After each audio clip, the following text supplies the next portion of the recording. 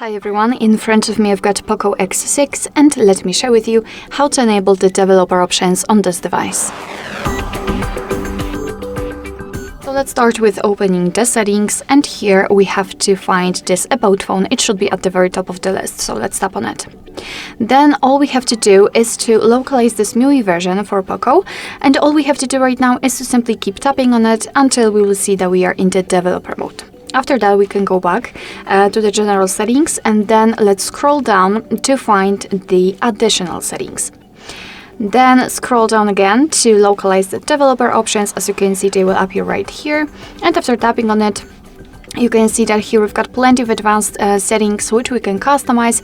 So for example, we can enter the power consumption, we've got this monitoring section, we can show view updates, we can change the window animation scale, show surface updates, show visual feedback for tabs, for example. So this is the option which is usually turned on during the screen recording. Here we've got some options which are connected with the networking overall, because we've got the Bluetooth, USB, Wi-Fi options, etc.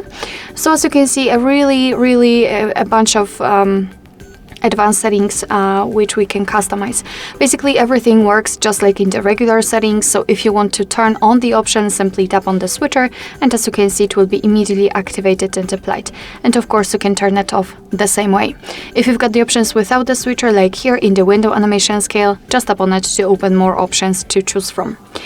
If you're done with customization of developer options, you can always turn them off, so they will disappear from the list. Just go to the very top of this of the developer options and tap on the switcher. And as you can see, most of the options will be inactive, not all of them, but most. And after getting back, the developer options will disappear from the additional settings. But of course, no worries, you can customize them again. Just go back to this MIUI version step and keep tapping. Alright, so that will be all. Thank you so much for watching. I hope that this video was helpful, and if it was, please hit the subscribe button and leave the thumbs up.